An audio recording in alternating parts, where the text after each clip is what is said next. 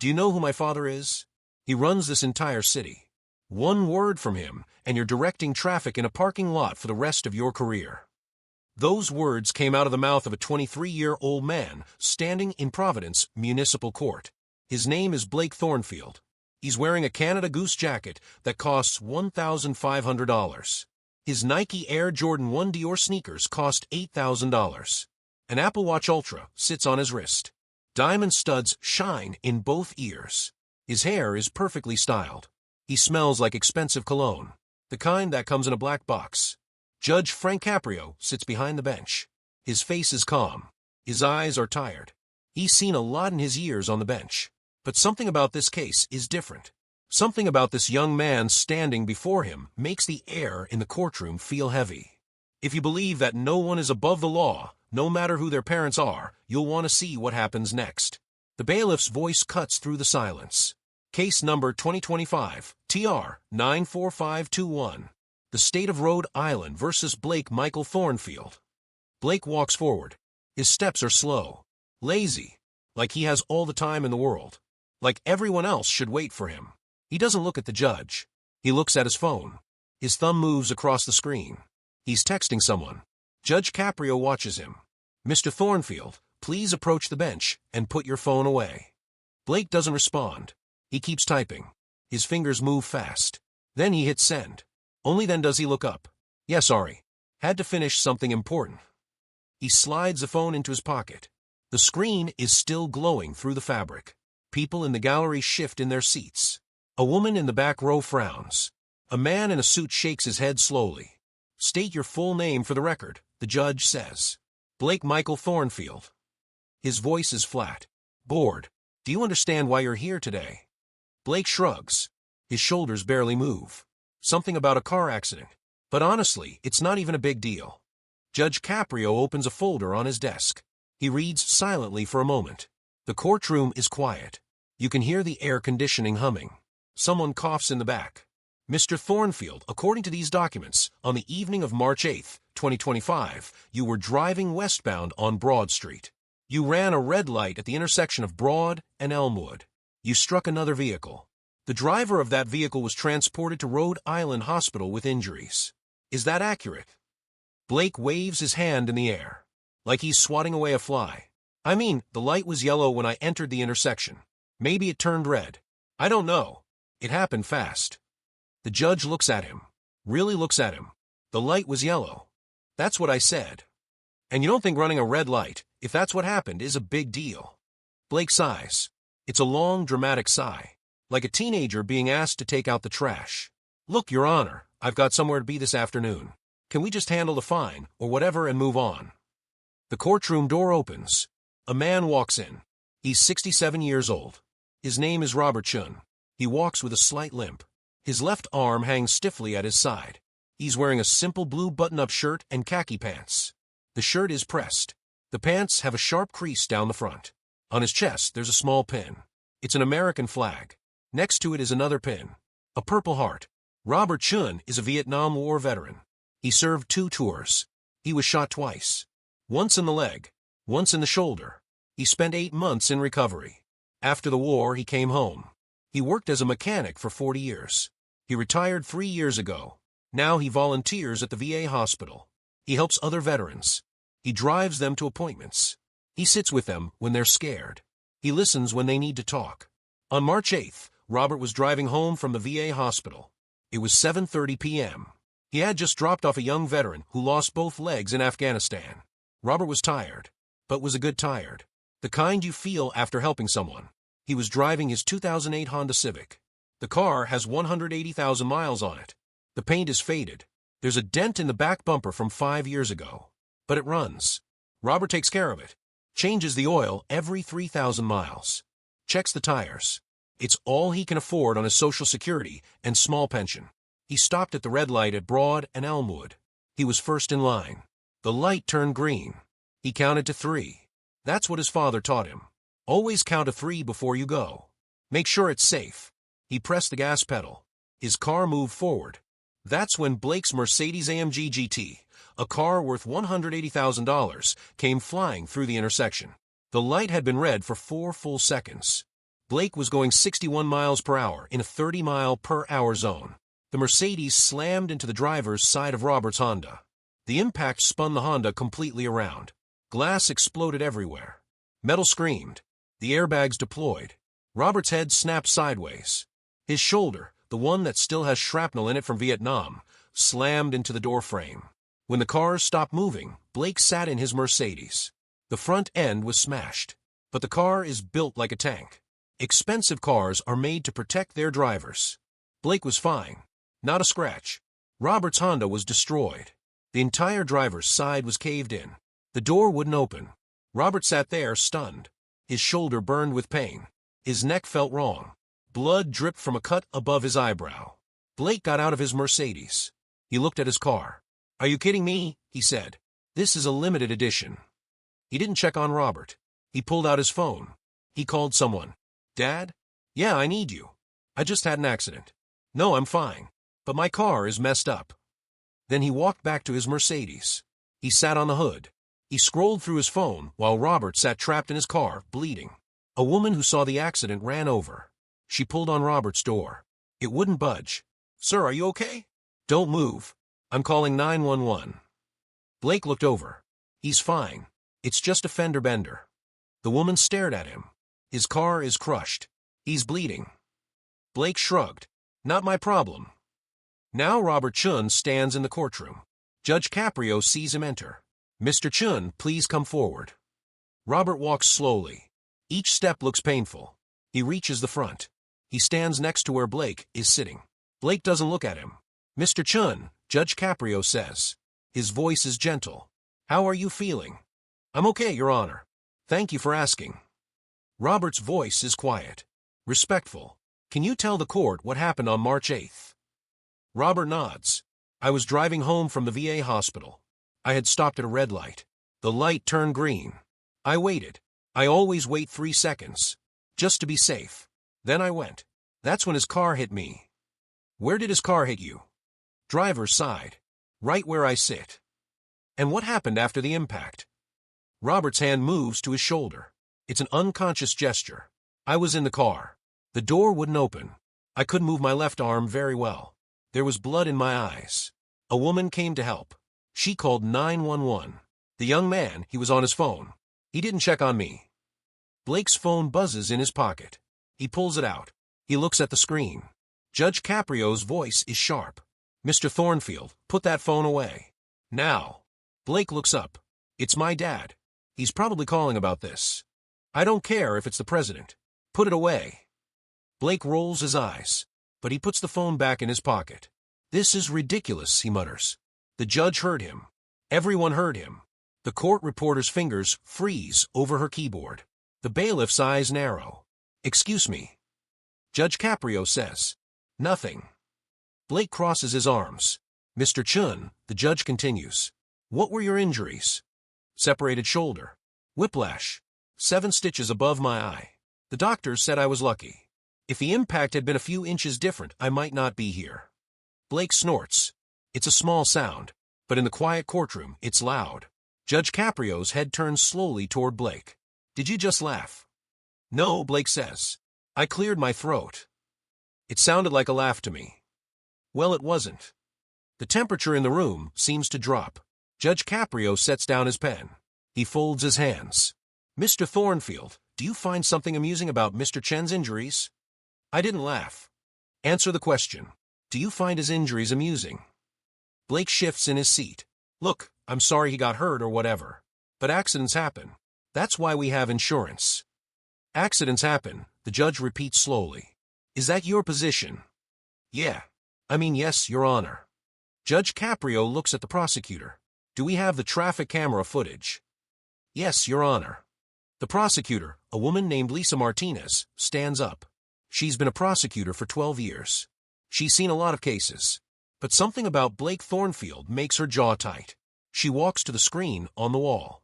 She presses play. The courtroom watches. The video is clear. High definition. You can see everything. The timestamp in the corner says 7:31 and 47 seconds p.m. The intersection is visible. Robert's Honda sits at the red light. The light turns green. The Honda waits. 1 second.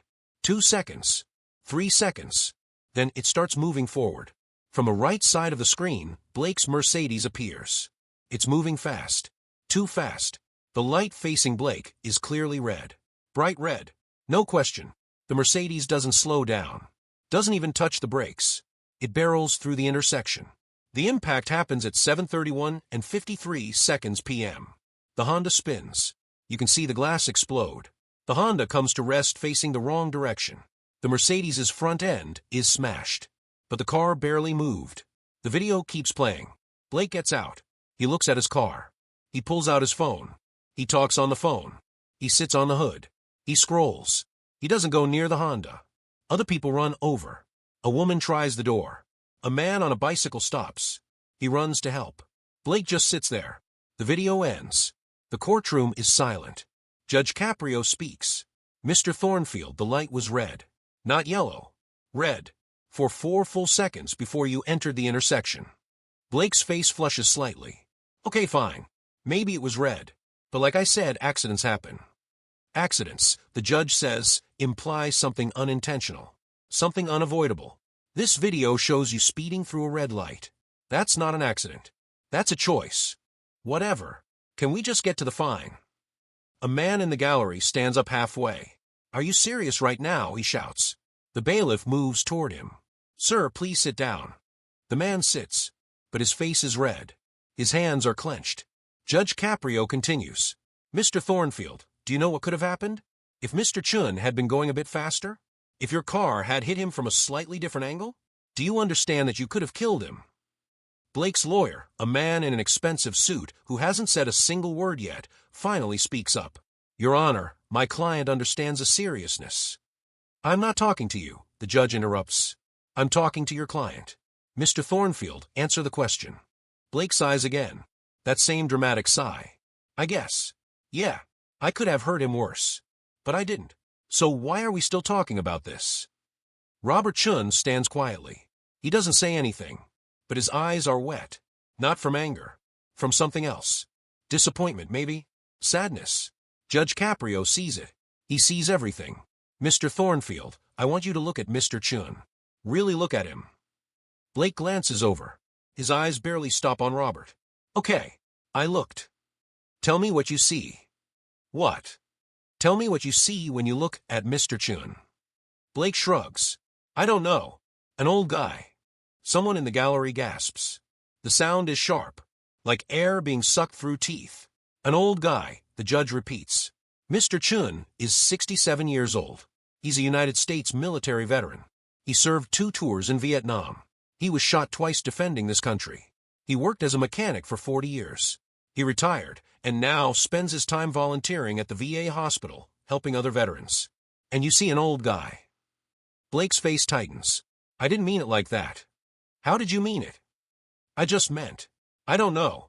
Can we move on? Judge Caprio's voice gets quieter. When a judge's voice gets quiet, that's when you should worry. Do you know what Mr. Chen was doing on the night you hit him? No. He was driving home after taking a young veteran to the VA hospital. A veteran who lost both legs in Afghanistan. Mr. Chen volunteers to drive veterans to their appointments. He does this for free. He pays for his own gas. He does it because he believes in serving others. Do you know what it means to serve others, Mr. Thornfield? Blake doesn't answer. His jaw is clenched now. His arms are still crossed. I asked you a question. I heard you. Then answer it. Do you know what it means to serve others? I guess it means helping people. Have you ever helped anyone? Blake's eyes flash. I donate to charity. You donate to charity, the judge says. Or your father does. What's the difference? The difference is everything, son. The difference is whether you understand the value of what you give, or whether you're just signing your name to someone else's check. Blake's phone buzzes again. He reaches for it without thinking. Judge Caprio's voice cracks like a whip.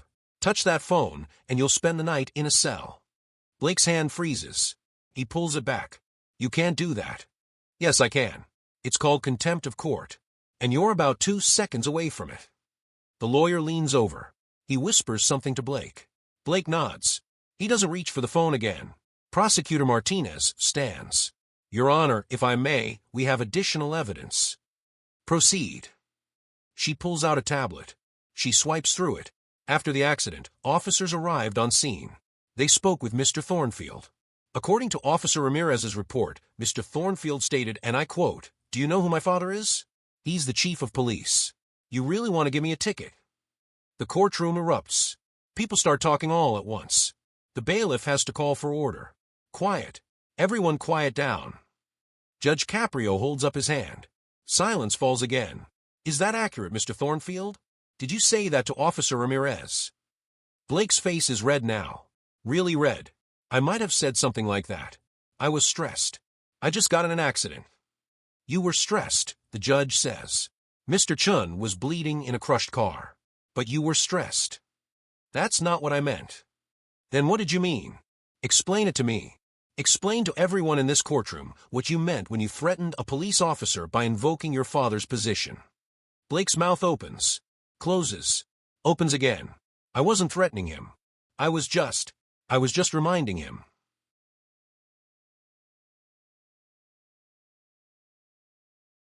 Reminding him of what? That my dad is important. The words hang in the air. Blake realizes what he just said. His eyes widen. Just a little. But everyone sees it. Judge Caprio nods slowly. Your dad is important. And therefore what? Therefore the rules don't apply to you? Therefore you can speed through red lights?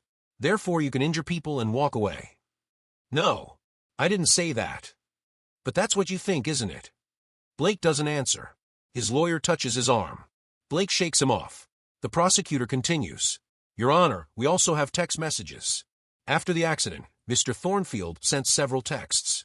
With the court's permission, I'd like to read them. Permission granted. She reads from her tablet. Text sent at 7:47 p.m., 16 minutes after the accident, to a contact saved as Dad. Quote, crashed the Benz. Some old dude is making a big deal about it. Can you call the station? End quote. Blake shifts in his seat. His expensive sneakers squeak on the floor. Text sent at 7:52 p.m. to a contact saved as Marcus. Quote, bro just got in an accident. Hit some guy's junker car. He's acting like I killed him. So dramatic. Followed by 3 laughing emojis. A woman in the third row stands up. That's disgusting, she yells. Ma'am, please, the bailiff says. But his voice has no real force behind it. He's thinking the same thing. Text sent at 8:03 p.m. to a contact saved as Dad again. Quote, are you seriously not going to fix this? I thought you were the chief of police. What's the point of that if you can't help me? Judge Caprio removes his glasses. He cleans them with a small cloth. It's a slow, deliberate action. When he puts them back on, his eyes are hard. Mr. Thornfield, did you send those texts? I want to speak to my lawyer. You can speak to your lawyer. But the question is simple. Did you send those texts? Yes or no? Blake and his lawyer whisper. It goes on for almost a minute. Finally, Blake speaks. Yes. I sent them. And, do you stand by what you wrote? Do you still think Mr. Chen was being dramatic? Blake's voice is quieter now. I was upset. People say things when they're upset. Upset, the judge repeats. You were upset because you crashed your $180,000 car. Mr. Chen was upset because his body, which already carries shrapnel from serving this country, was injured. But you were upset. Can we just get to the sentencing, or whatever? How much do I owe? The courtroom goes dead silent. Even the air conditioning seems to shut off. Judge Caprio stares at Blake. 10 seconds pass. 20. 30. Blake starts to fidget. He looks at his lawyer. His lawyer won't meet his eyes. Finally, the judge speaks. How much do you owe? You think this is about money? Isn't it? Don't I just pay a fine and we're done? Mr. Thornfield, you seem to believe that everything in life can be solved with money. Is that accurate? That's not what I said. Answer the question. Blake's jaw clenches again. Money solves a lot of problems. Yeah. Does it solve the pain in Mr. Chen's shoulder? The shoulder that was already injured in Vietnam and is now re-injured because of your recklessness? Does your money fix that? I said I'd pay his medical bills. When did you say that?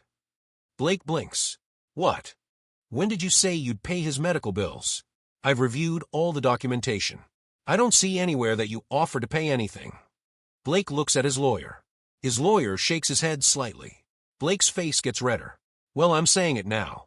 I'll pay his bills. How generous, the judge says. The sarcasm is sharp enough to cut. You'll pay the bills for the injuries you caused. That's not generosity, Mr. Thornfield. That's the bare minimum of responsibility. It's like burning down someone's house and then offering to pay for a new mailbox. Someone in the gallery laughs. A short, bitter laugh. Others nod their heads. Blake's hands are shaking now. Just a little. But they're shaking. What do you want me to say? I'm sorry? Fine. I'm sorry. Are you? Yes. Say it to him. Judge Caprio points at Robert Chen. Say it to Mr. Chen. Look him in the eyes and tell him you're sorry. Blake turns. He looks at Robert for maybe 2 seconds. I'm sorry. Robert doesn't respond. He just stands there. Dignified. Quiet. Judge Caprio waits. That's it. That's your apology. What else do you want? I want you to mean it. I want you to understand what you did.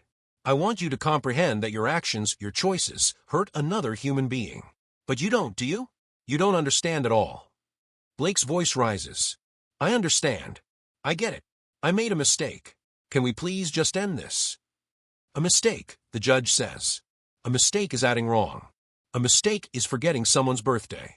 What you did was not a mistake. It was reckless. It was arrogant. It was dangerous. And based on everything I've seen today, you have learned absolutely nothing. Blake explodes. What do you want from me? You want me to cry? You want me to beg? I'm not going to do that. My father is the chief of police. Do you understand that? One phone call and your job is in question. One phone call. The entire courtroom erupts. People are shouting. The bailiff is yelling for order. Blake's lawyer has his head in his hands. Robert Chen hasn't moved. He just stands there, looking at Blake with sad eyes. Judge Caprio slams his gavel. Once. Twice. 3 times. Order. I will have order in this courtroom. Everyone gets quiet. But it's a different kind of quiet now. It's the quiet before a storm. The judge's voice is ice. Mr. Thornfield, did you just threaten me? Blake realizes what he said. The color drains from his face. No. I didn't mean. I was just. You were just what? Just reminding me that your father is important? Just making sure I understand that you believe you're above consequences. I'm not above consequences. Then prove it. Sit down. Be quiet. And listen to what happens next. Blake sits. His hands are really shaking now. His lawyer whispers something to him. Blake doesn't respond. He stares straight ahead. Judge Caprio opens another folder. He reads silently for a long moment. Then he begins to speak. Mr. Thornfield, I've been on this bench for over 3 decades. I've seen thousands of cases. I've seen people who made real mistakes. People who were truly sorry. People who learned and grew and became better. And I've seen people like you. People who think their money, their connections, their father's position makes them special. Makes them exempt from the rules that everyone else has to follow. Blake's mouth is a tight line. He doesn't speak. Let me tell you something about your father. I've known Chief Thornfield for many years. He's a good man. A dedicated public servant. He worked his way up from a patrol officer to chief of police. He did it through hard work, dedication, and integrity. And I would bet every dollar I have that he is ashamed of what you did today. Not just the accident. Not just running the red light. But your attitude. Your arrogance. Your complete lack of remorse. A tear forms in the corner of Blake's eye. Just one. He blinks it away fast. Do you know why people respect your father? It's not because of his title.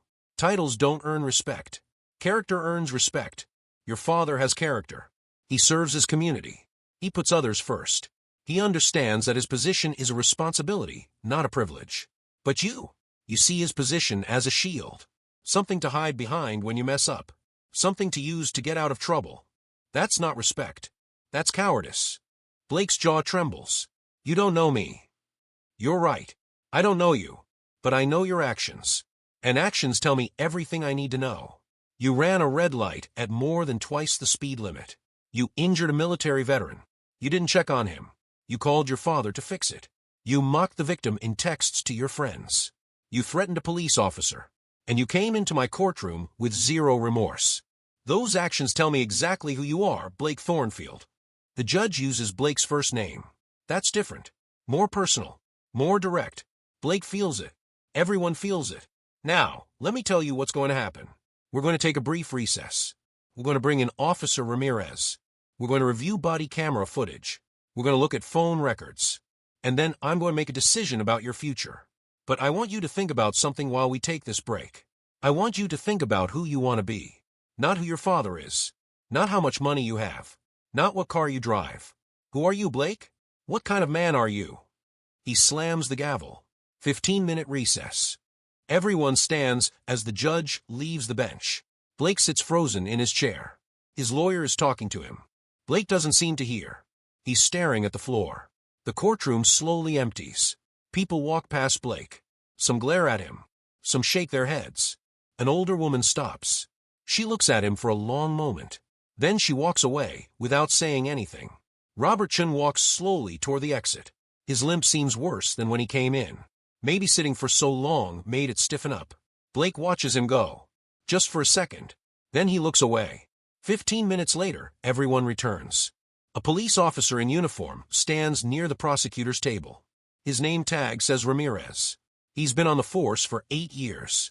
He's seen a lot, but the look on his face says this case bothers him. Judge Caprio returns to the bench. Everyone sits. Officer Ramirez, please approach. The officer walks forward. He's sworn in by the clerk.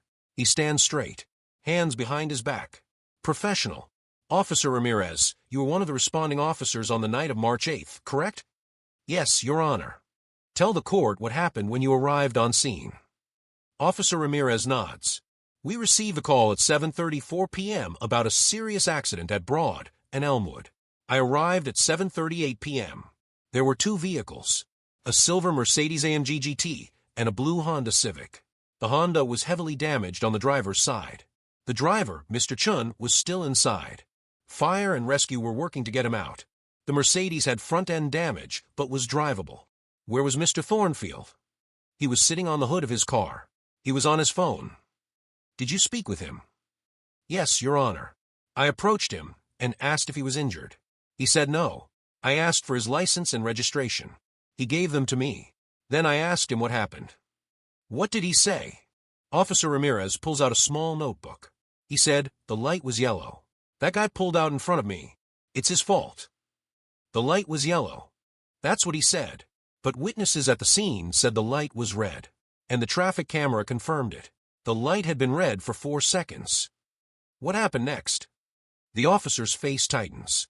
I informed Mr. Thornfield that witnesses said the light was red. That's when he became agitated. He said, and I'm quoting from my notes, do you know who my father is? He's the chief of police. You really want to give me a ticket? Think about your career, man. The courtroom murmurs. Judge Caprio holds up a hand. Silence. How did you respond? I told him that his father's position had no bearing on the situation, that I was doing my job. That's when he pulled out his phone and called someone. I heard him say, Dad, this cop is giving me attitude. Can you call him off? Blake's head is down. He's staring at his hands. They're clasped tight in his lap. His knuckles are white. Did you speak to Chief Thornfield? Yes, Your Honor. About 5 minutes later, my phone rang. It was Chief Thornfield. He asked what was happening. I explained the situation. He said, and I'll never forget this, do your job, Ramirez. I don't care who his father is. If he broke the law, write the ticket. Someone in the gallery starts clapping. Just one person. Then another. Then more. Soon half the courtroom is applauding. The bailiff doesn't stop them. Judge Caprio doesn't stop them. He lets it happen. Blake's face is bright red. He looks like he might throw up. When the applause dies down, the judge speaks. Officer Ramirez, did Chief Thornfield try to interfere with your investigation in any way? No, Your Honor. The opposite. He told me to do my job without consideration for who the suspect was. He said, my son needs to learn that actions have consequences. Blake's shoulders shake. Just a little. He's trying not to cry. Trying hard. Thank you, officer. You may step down. The officer returns to his spot. Judge Caprio looks at the prosecutor. Do you have the body camera footage? Yes, Your Honor. She sets it up again. The screen on the wall lights up. The footage is from Officer Ramirez's body camera. You can see everything. The crushed Honda. The Mercedes with its smashed front end. Blake sitting on the hood. People gathered around the Honda, trying to help. You can hear Blake on the phone. His voice is clear. Dad, you need to fix this. Like now. I'm not dealing with this. No, I'm not hurt. But my car is messed up and this cop is being a jerk. Just call him. Tell him to back off. Dad, seriously? You're not going to help me? What's the point of being chief if you don't help your own son? The camera moves closer to Blake. Officer Ramirez's voice comes through. Mr. Thornfield, I need you to put the phone away and speak with me. Blake looks at the camera. His face is annoyed. I'm on the phone. I can see that. End the call. Do you know who my father is? I don't care who your father is. End the call.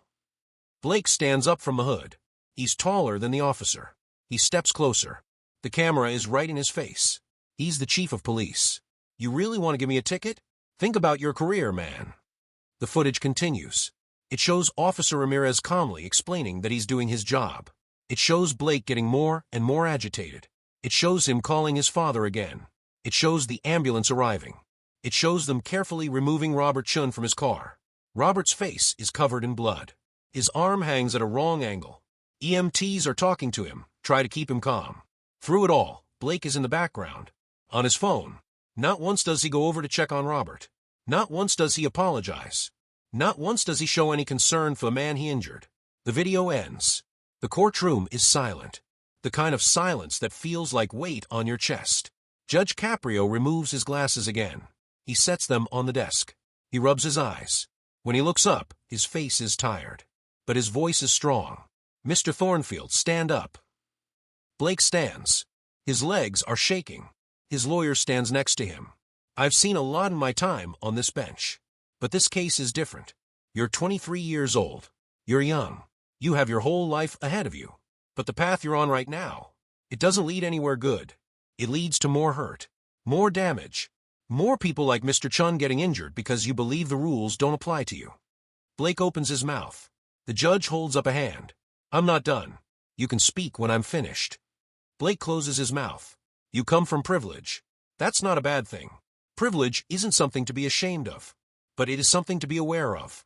Your father worked hard to get where he is. He built something. He earned respect, and he did it by serving others, by following the rules, by understanding that with power comes responsibility. But you see his success as your shield, as your excuse, as your way out of consequences. And that ends today. The judge picks up a paper. The state of Rhode Island charges you with reckless driving, running a red light, exceeding the speed limit by more than 30 miles per hour in a residential area, causing injury to another person through negligent operation of a vehicle, threatening a police officer, and attempting to use your father's position to interfere with a police investigation. How do you plead? Blake's lawyer speaks. Your Honor, my client pleads no contest to the traffic violations. As for the other charges, we believe. I'm asking your client, not you. The judge looks at Blake. How do you plead, Mr. Thornfield? Blake's voice is barely a whisper. No contest. I can't hear you. No contest. Louder this time. To all charges. Blake looks at his lawyer. His lawyer nods slowly. To all charges, Blake says. Very well. Mr. Thornfield, by pleading no contest, you accept responsibility for your actions. Do you understand that? Yes. Do you understand that I can impose any sentence I deem appropriate, up to the maximum allowed by law? Yes. Do you have anything to say before I pass sentence? Blake looks at Robert. Really looks at him this time. For more than 2 seconds. Robert looks back. There's no anger in Robert's eyes. Just sadness. Blake's voice cracks. I'm sorry, Mr. Chen. I'm really sorry. I was wrong. I was selfish. I wasn't thinking about anyone but myself. I could have killed you. And I didn't even check if you were okay. I'm sorry. Robert nods. Just a small nod. He doesn't smile. Doesn't speak. Just nods. Judge Caprio watches this exchange. Then he begins. Blake Thornfield, this court finds you guilty on all charges. I will now outline your sentence. And I want you to listen very carefully, because your life is about to change. Blake's hands grip the table in front of him. His knuckles go white. First, you will pay a fine of $18,500. This breaks down as follows: $2,500 for reckless driving, $1,000 for running a red light, $3,000 for excessive speeding, $7,000 for causing injury through negligent operation, and $5,000 for attempting to interfere with a police investigation. The money will be paid within 30 days. Half will go to the state.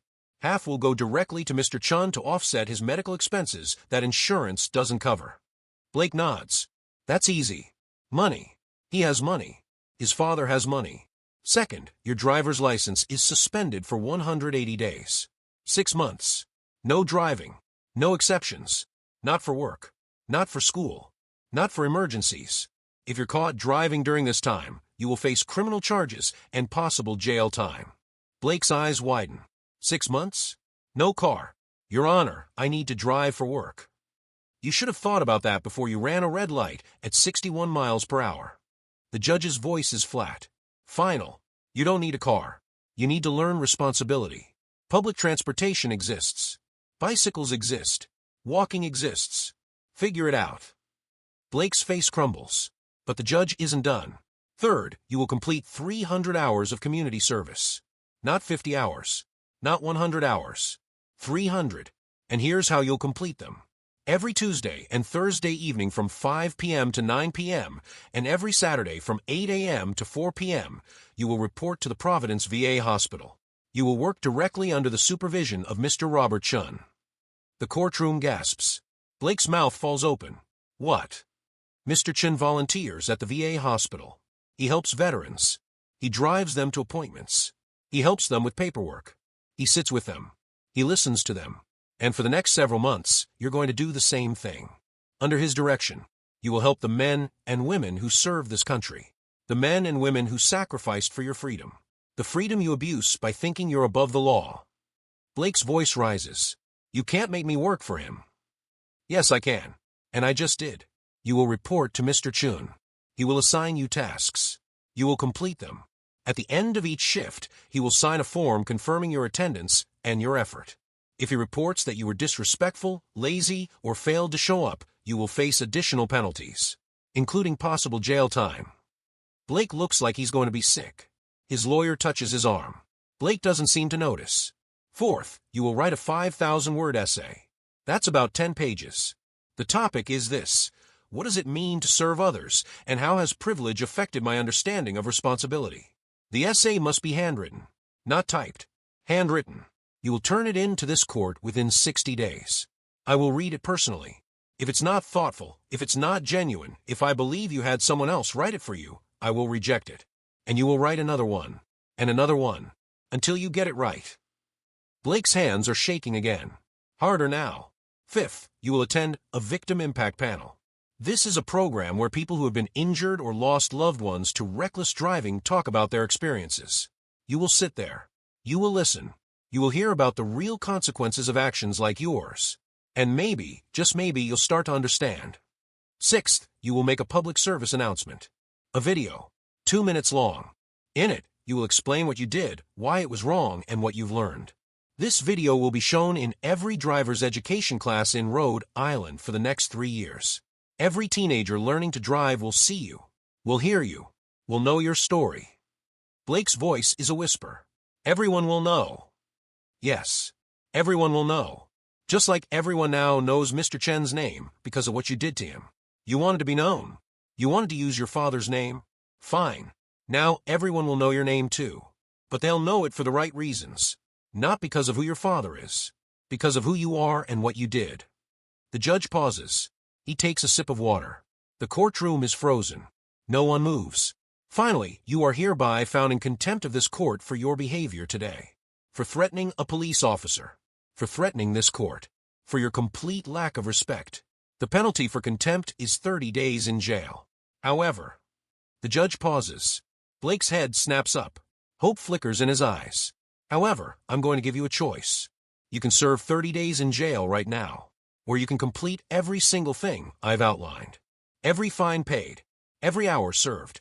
Every word written. Every minute of that video done with honesty. If you complete everything, the jail time is suspended. But if you fail, if you miss even 1 hour of community service, if that essay isn't genuine, if Mr. Chen reports that you're not taking this seriously, then you will serve not 30 days, but 60 days in jail. Do you understand? Blake's voice cracks. Yes, Your Honor. Which do you choose? Jail now, or the chance to make this right? Blake wipes his eyes with the back of his hand. The chance. I'll do the community service. All of it. I'll write the essay. I'll do everything. Please. Judge Caprio nods. Very well. You have 1 year to complete everything. Your first shift at the VA hospital is this Saturday at 8 a.m. I suggest you don't be late. Mr. Chen, are you willing to supervise Mr. Thornfield's community service? All eyes turn to Robert. He's been so quiet, so still. He looks at Blake for a long moment. Blake holds his breath. If Robert says no, Blake might go to jail. But Robert nods. Yes, Your Honor. I'll do it. Thank you, Mr. Chen. This court is adjourned. The gavel slams. Everyone stands. Judge Caprio leaves the bench. Blake stands there. He's crying now. Really crying. His lawyer pats his shoulder. But Blake doesn't move. He just stands there, tears running down his face. Robert Chen walks past him. He pauses for just a second. Saturday, 8 a.m. Don't be late. Then he continues walking. His limp seems a little less pronounced now. Or maybe it's just his posture. Straighter. Stronger. Blake watches him go. Then he collapses back into his chair. His hands cover his face. His shoulders shake. The $8,000 sneakers don't seem so important anymore. The designer jacket feels heavy. The diamond studs in his ears feel like weights. People file out of the courtroom.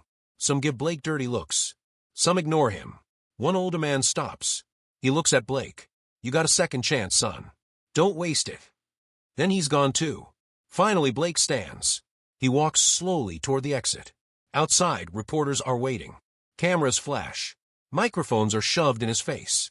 Mr. Thornfield, how do you feel about the sentence? Do you think it's fair?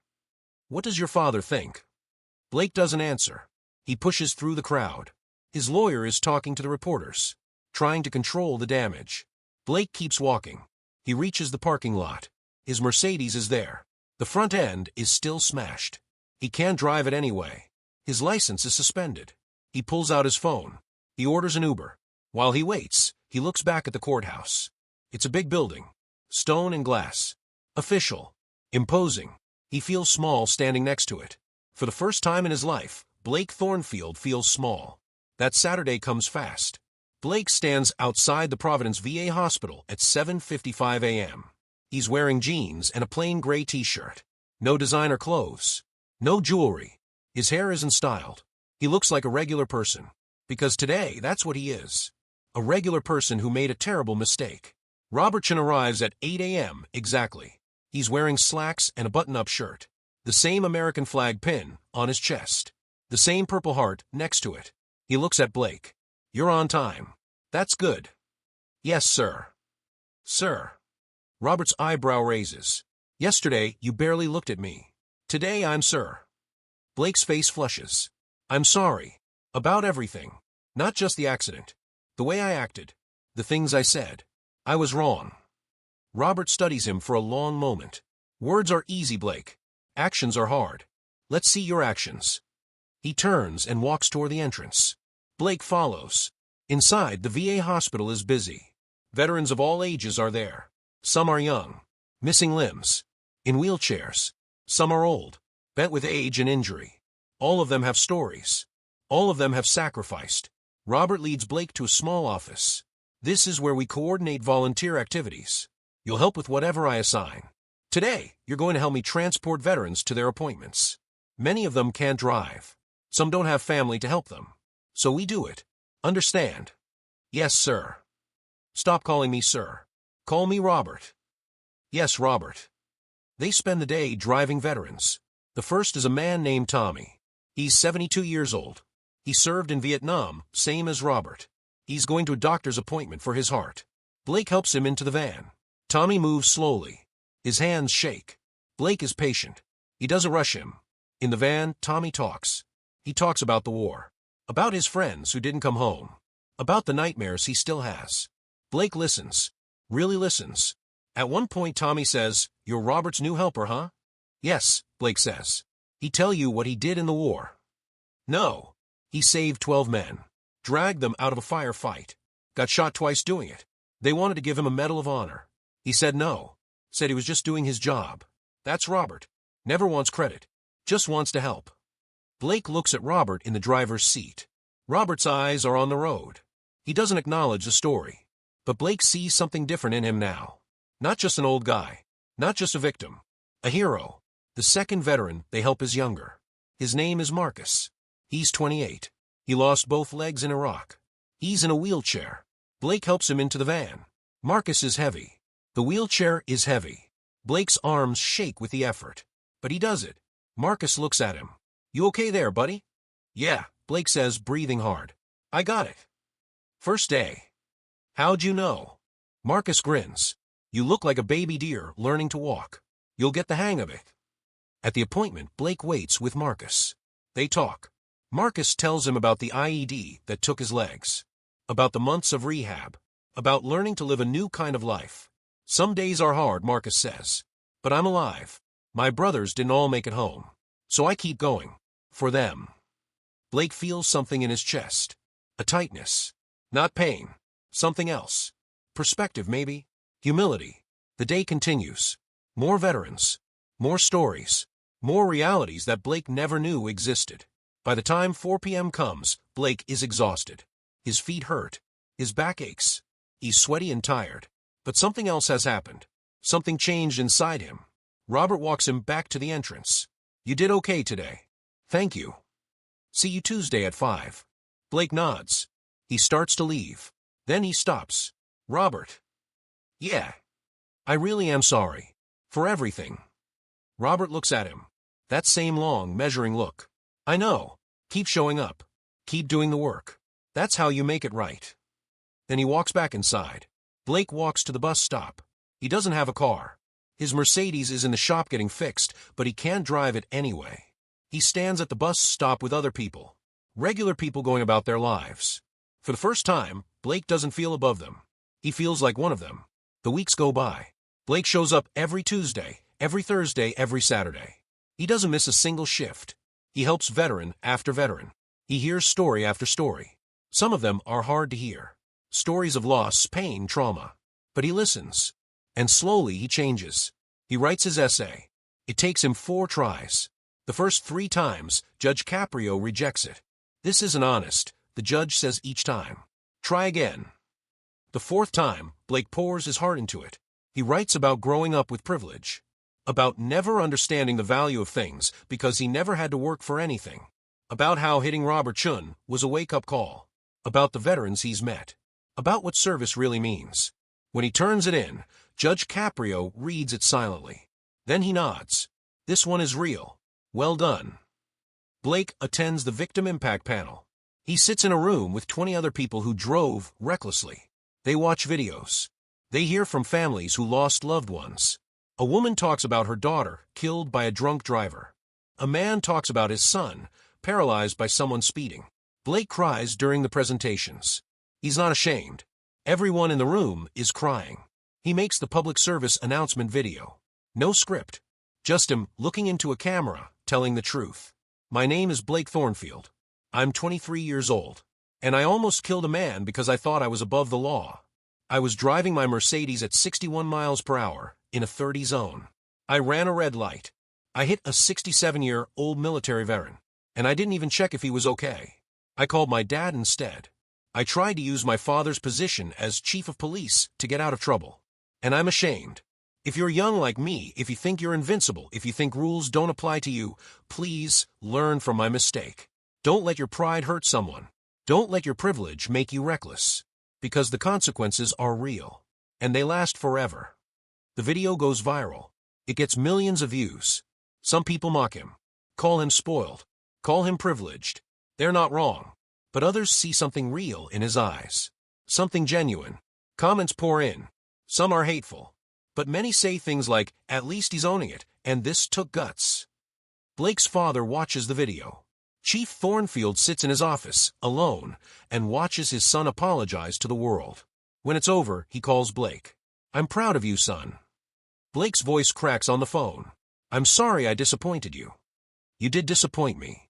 When you tried to use my name to get out of trouble. When you acted like you were special. But this? What you're doing now. I'm proud of this." 8 months pass. Blake has completed 280 of his 300 hours.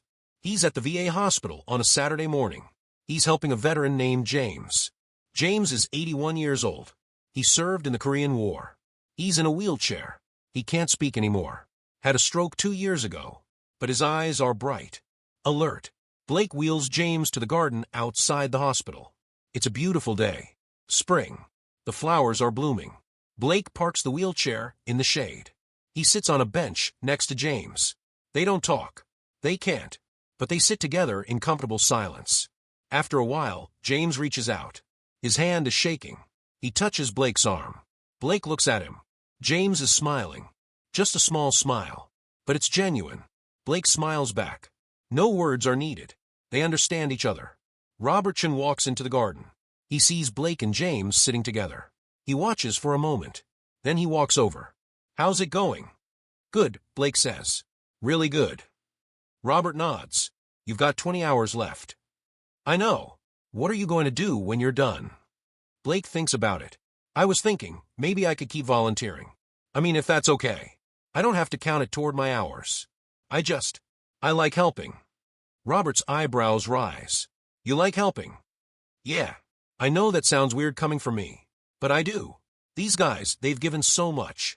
And most people don't even see them. I didn't see them before. But I do now. And I want to keep helping. If you'll let me." Robert is quiet for a long moment. Then he extends his hand. Blake shakes it. "You're welcome here anytime," Robert says. 2 months later, Blake's final shift ends. He's completed all 300 hours. He's paid every dollar of the fine. He's written the essay. He's made the video. He's attended the victim impact panel. He's done everything Judge Caprio required. He returns to court for his final hearing. The same courtroom. The same bench. The same judge. But Blake is different. He's thinner. More muscle, less softness. His face is tanned from working outside at the VA hospital. He's wearing simple clothes. Jeans and a button-up shirt. No jewelry. No expensive accessories. He looks like a different person. Because he is a different person. Judge Caprio reviews the file. "Mr. Thornfield, I've received reports from Mr. Chen. He says you completed every hour of your community service. That you were on time. That you worked hard. That you showed respect to the veterans. Is that accurate?" "Yes, Your Honor. I've read your essay. All 5,000 words. It was thoughtful. Honest. Well done." "Thank you. I've seen your public service announcement. It's being shown in driver's education classes across the state. I've received feedback from instructors.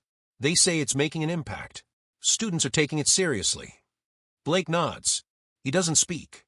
Just listens. "You've completed everything I asked of you. More than that, Mr. Chen tells me you've continued to volunteer even after your required hours were complete. Why?" Blake takes a breath. "Because it matters, Your Honor. Those veterans, they matter. And for most of my life, I didn't see that. I didn't see anyone but myself. But now I do. And I can't go back to not seeing. So I keep showing up. Because they deserve someone to show up for them." Judge Caprio leans back in his chair. He's quiet for a moment. Then he speaks. "Blake Thornfield, 8 months ago, you stood in this courtroom and threatened me. You threatened a police officer. You showed zero remorse for injuring a military veteran. You were arrogant, entitled, and reckless. Today, you stand before me a different person. Growth is possible. Change is real. You've proven that." Blake's eyes are wet. He blinks hard. "Therefore, your contempt charge is dismissed. Your probation is ended. Your community service is complete. Your license suspension will be lifted as of today. You are free to go." Blake exhales. Relief floods his face. "Thank you, Your Honor." However, the judge holds up a finger. "Your record will show this conviction. When you apply for jobs, they'll see it. When you apply for insurance, they'll see it. This will follow you. Let it be a reminder. Let it keep you humble. Let it keep you mindful of your actions and their consequences." "I will. I promise." "And Blake." The judge's voice softens. "Keep volunteering. Keep showing up for those veterans. They need people like you. Not the old you. The new you." "I will." Judge Caprio nods. This court is adjourned. The gavel falls. Blake turns. Robert Chen is sitting in the front row. Blake walks over to him. "Thank you. For everything. For giving me a chance. For teaching me." Robert stands. He extends his hand. Blake shakes it. Then Robert pulls him into a brief hug. It's awkward. Neither of them is good at hugging. But it's genuine. When they pull apart, Robert says, "See you Tuesday at 5. Blake grins. "See you Tuesday at 5. Outside the courthouse, there are no reporters this time. No cameras. No microphones. Blake walks down the steps alone.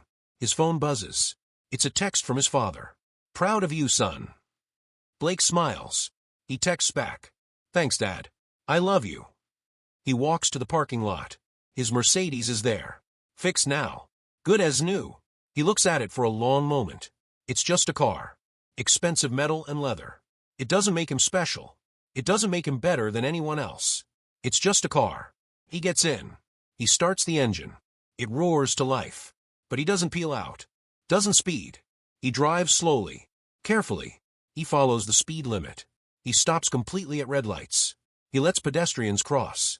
As he drives through Providence, he passes the intersection where it all happened. Broad and Elmwood. The traffic light is red. He stops. He waits. The light turns green. He counts to 3. Just like Robert taught him. Just to be safe. Then he goes.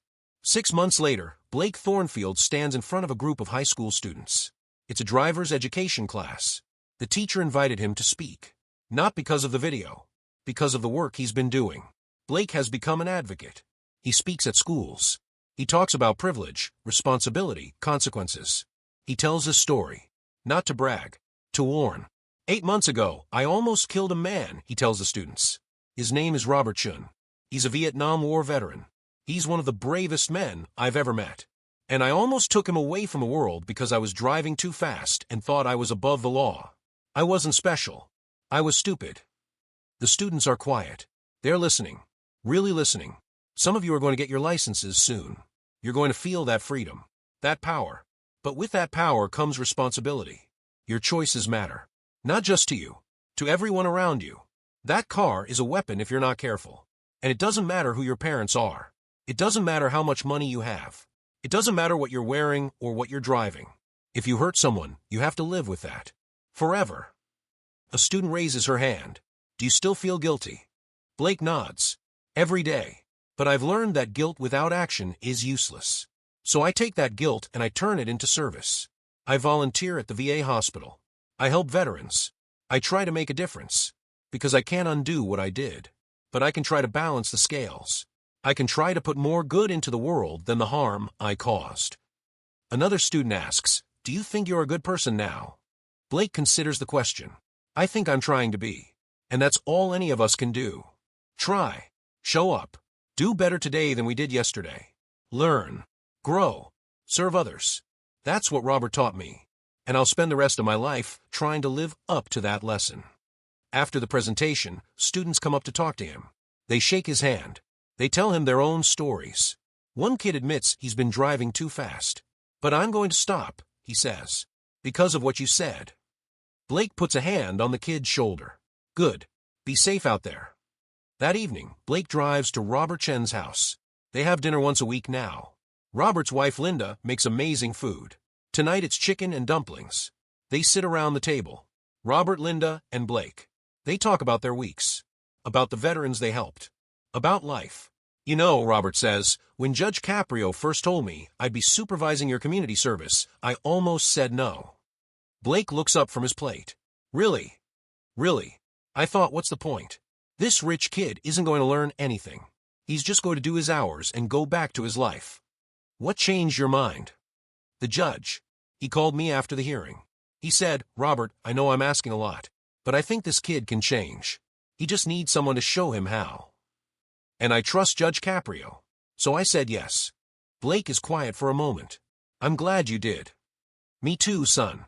Me too. Linda brings out dessert. Apple pie. Blake's favorite. As they eat, Blake thinks about how much his life has changed. 8 months ago, he was angry about being in court. Angry about being held accountable. Angry about consequences. Now he's grateful. Grateful for the wake-up call. Grateful for the chance to change. Grateful for Robert and Linda treating him like family. After dinner, Blake helps with the dishes.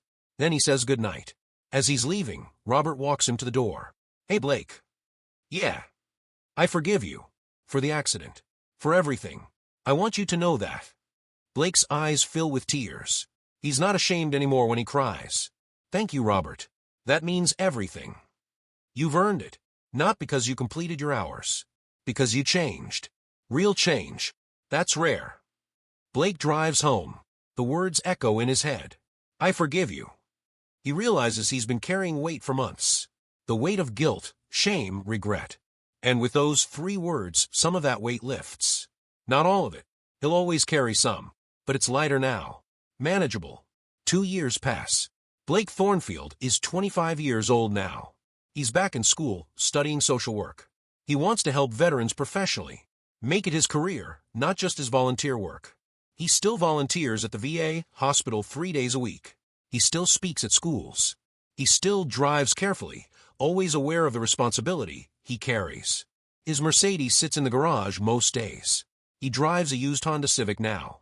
He bought it from Robert, actually. Robert was going to donate it, but Blake asked to buy it. It's got history, Blake said. It's a reminder. The Civic still has a small dent on the driver's side. Blake refuses to fix it. It's his reminder. Every time he gets in, he sees that dent. He remembers. And he drives carefully. Judge Frank Caprio retires 3 years after Blake's case. At his retirement party, Blake is there. He asks to say a few words. He stands in front of the crowd. Judges, lawyers, court staff, family members. Judge Caprio changed my life, Blake says. I came into his courtroom arrogant and reckless. I left humbled and purposeful. He didn't just punish me. He gave me a path to be better. And I'll be grateful for that every day of my life. Judge, you taught me that justice isn't about revenge. It's about growth. It's about giving people a chance to be better. Thank you. The crowd applauds. Judge Caprio stands. He walks over to Blake. They shake hands. The judge pulls him close. You did the work, Blake. I just pointed you in the right direction. I'm proud of you. I wouldn't be here without you. Yes, you would. The potential was always there. You just needed someone to help you see it. That night, Blake sits alone in his apartment. He thinks about everything that's happened. The accident, the trial, the punishment, the work, the growth. He thinks about the person he was and the person he's become. He pulls out his phone. He scrolls to his notes app. He opens a file he's been working on. It's a book. He's writing a book about his experience. About privilege. About consequences. About redemption. He's 40,000 words in. He doesn't know if anyone will read it, but he's writing it anyway. Because maybe, just maybe, someone needs to hear this story. Someone who thinks they're above the law. Someone who's heading down the same path he was on. Maybe his story can be their wake-up call, so they don't have to hit someone to learn the lesson. He types for 2 hours. When he finishes for the night, he closes the laptop. He looks out his window. The city is quiet, peaceful. He thinks about Robert Chen, probably asleep in his house across town. He thinks about Judge Caprio, enjoying retirement. He thinks about all the veterans he's helped over the past 2 years. And Blake Thornfield, former reckless rich kid who thought he was above consequences, smiles. Not because everything is perfect, but because he's trying. Every day, he's trying to be better, to do better, to serve others. And that's enough. Money can buy many things. It can buy expensive cars and designer clothes. It can buy nice houses and fancy vacations. But it cannot buy back time. It cannot undo harm. It cannot purchase respect or wisdom or character. And in Judge Frank Caprio's courtroom, on that day in March, Blake Thornfield learned that money definitely cannot buy justice. Justice isn't for sale. It's earned through accountability, growth, and service to others.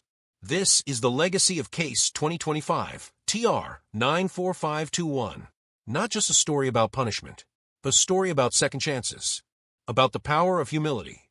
About the importance of holding everyone accountable, no matter who they are or who their parents are.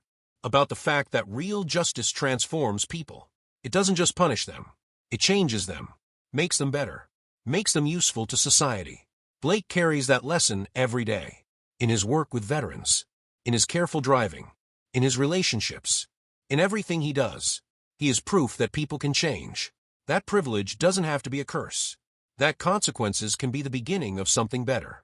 And somewhere in Providence, Robert Chen still volunteers at the VA hospital. Still helps veterans. Still serves others. And twice a week, Blake Thornfield shows up. Not because he has to, because he wants to. Because that's what you do when you understand what really matters. The traffic light at Broad and Elmwood still stands. Cars pass through every day. Most drivers never know what happened there. But Blake knows. He drives through that intersection regularly. Always stops. Always counts to 3. Always remembers. That intersection changed 2 lives. It could have ended 1. But instead, it became the place where Blake Thornfield woke up, where he stopped being the police chief's entitled son and started being himself. A person still learning, still growing, still trying to make up for his mistakes. And that's the real story. Not about the crash, not about the courtroom drama, about what came after, about the long, hard work of becoming better, about the daily choice to serve instead of take, to give instead of demand, to listen instead of talk. That's justice. That's redemption. That's hope.